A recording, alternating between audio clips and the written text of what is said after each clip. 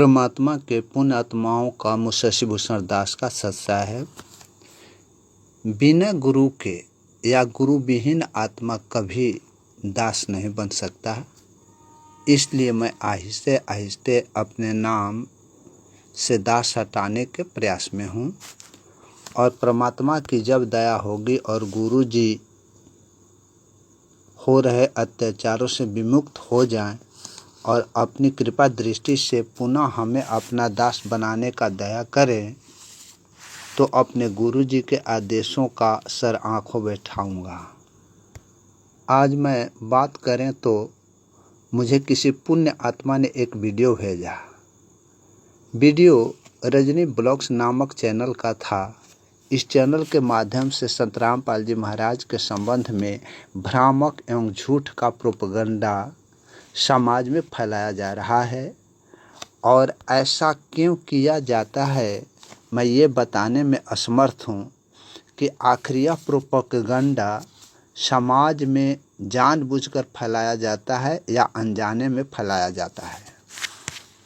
Rajni blogs channel पर upload video जिसका शीर्षक है जवाब दिया क्यों हूँ मैं जेल में, संत रामपाल जी। इस शीर्षक को आप देखेंगे तो वीडियो में 2 मिनट 30 सेकंड बीतने पर वीडियो स्क्रीन में एक महिला जो आप स्क्रीन पर देख रहे हैं, महिला अपना नाम रजनी बताती है और लोगों के बीच संदेश देती है कि संत रामपाल जी जेल में क्यों गए हैं, जेल जाने का कारण क्या है, क्यों संत रामपाल जी को जेल जाना पड़ा। इस संबंध में रजनी झूठ का प्रोपगंडा फैलाती है कि संत रामपाल जी ने एक किताब लिखी थी भ्रष्ट जज कुमार्ग पर। जब ये किताब लिखी थी तो संत रामपाल जी ने भ्रष्ट जजों के खिलाफ शांतिपूर्वक प्रदर्शन भी किया था। 2 बार प्रदर्शन किया था, एक जंतर मंतर पर और एक चंडीगढ़ में प्रदर्शन किया था। भ्रष्ट जजों पर संत रामपाल जी ने उंगली उठाई थी, इसीलिए इन्हें सामना करना पड़ता है। हाँ, यदि किसी ने पहली बार जजों के ऊपर उंगली उठाई तो वह संत रामपाल जी ही थे। उन्हें सच बोलने की सज़ा मिली हुई है। वे सच बोले तो जेल में डाल दिया गया है। सरकार और भ्रष्ट जजों पर जो किताब लिखे थे, सरकार और जज सब एक हो गए हैं और उनके विरुद्ध फरमान जारी किए हैं कि संत रामपाल जी को जिंदा या मुर्दा कोर्ट के समक्ष पेश की जाए। यह भी वीडियो में वह रजनी बताती है कि वहाँ कोई कमांडो नहीं थे। ये उपरोक्त सभी बातें अपने वीडियो में 2 मिनट 30 सेकंड से लगायत 7 मिनट 50 सेकंड तक बताती है। अर्थात रजनी का कहना है कि संत रामपाल जी महाराज ने भ्रष्ट जज कुमार्ग पर नामक पुस्तक लिखी और जजों के विरुद्ध जंतर मंतर एवं चंडीगढ़ में प्रदर्शन करने के कारण बरवाला कांड का जन्म हुआ और संत रामपाल जी महाराज के विरुद्ध न्यायालय ने झूठा मुकदमा बनाकर उन्हें जेल में ठूस दिया गया है। इस तरह रजनी जी ने अपने रजनी ब्लॉग चैनल के माध्यम से सारा दोष संत रामपाल जी पर डाल दी है। रजनी जी के उपरोक्त तथ्यों के संदर्भ में मुंशी भूषण का कहना है कि सबसे पहले जान लीजिए कि ये रजनी ब्लॉग्स चैनल राष्ट्रीय समाज सेवा समिति उर्फ मैनेजमेंट के सपोर्टेड चैनल है। इस चैनल पर आकर संत जी का वकील अभिषेक चौधरी केसों के बारे में थोड़ी बहुत लोगों के बीच रखते हैं। खैर, इन सब बातों को छोड़ते हुए मैं अपने मेन मुद्दा पर आता हूँ। रजनी ने समाज के लोगों के बीच यह बिल्कुल ही झूठ एवं भ्रम फैलाकर राष्ट्रीय समाज सेवा समिति उर्फ मैनेजमेंट एवं षड्यंत्रकारियों का साथ देती है। इनका कहना है कि संत रामपाल जी महाराज ने भ्रष्ट जज कुमार्ग पर नामक पुस्तक लिखी है। इस संबंध में मैं आपको प्रमाण सहित सत्य से रूबरू कराता हूँ कि इस पुस्तक को संत रामपाल जी महाराज नहीं लिखे हैं बल्कि राष्ट्रीय समाज सेवा समिति ने लिखी है। यह वही किताब है जिसके संबंध में रजनी द्वारा कहा जा रहा है कि यह भ्रष्ट जज कुमार्ग पर पुस्तक गुरुजी ने लिखा है। बिल्कुल ही गलत है, झूठ है, बेबुनियाद है, तरतीबी है तथा सच्चाई से कोसों दूर है। हम आपको दिखाते हैं कि ये भ्रष्ट जज कुमार्ग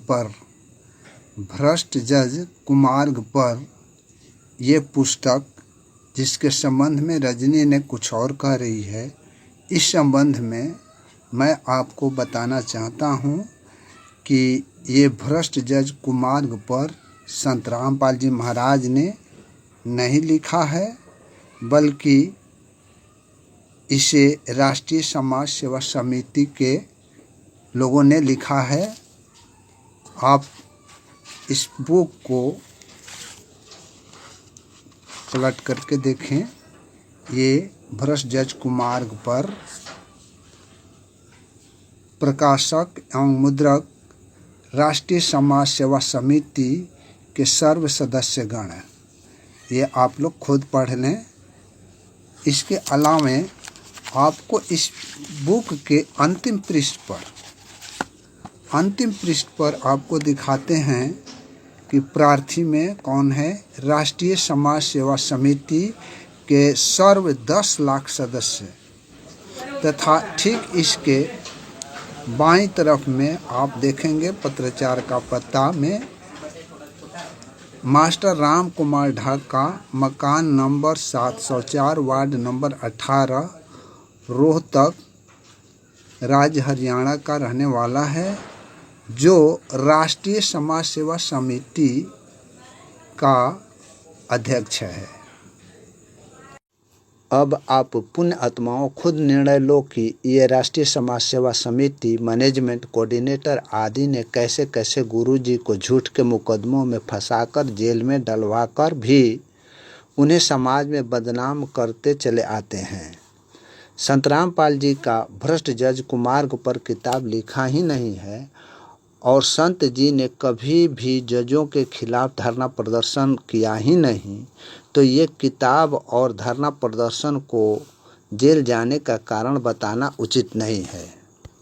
वास्तविक तथ्य यह है कि राष्ट्रीय समाज सेवा समिति उर्फ मैनेजमेंट तथा इनके पालतू गुंडे काले कमांडो ने दिनांक 14/7/2014 को हिसार में अपने काले कमांडो के जरिए हिसार कोर्ट कैंपस को रातों रात अपने कब्जे में ले लिए तथा वकीलों के साथ बदतमीजी करने लगे। उन्हीं के घर में उन्हीं से उनका पहचान पत्र मांगे जाने लगा। वकील एवं काले कमांडो तथा राष्ट्रीय समर्थित अनुयायियों ने वकील के साथ झड़प भी की। इसका नतीजा हुआ कि हिसार कोर्ट ने चंडीगढ़ हाई कोर्ट को इसकी सूचना भेजा। दिनांक 21/7/2014 को संत रामपाल जी के विरुद्ध कोर्ट अवमानना का केस दायर हुआ।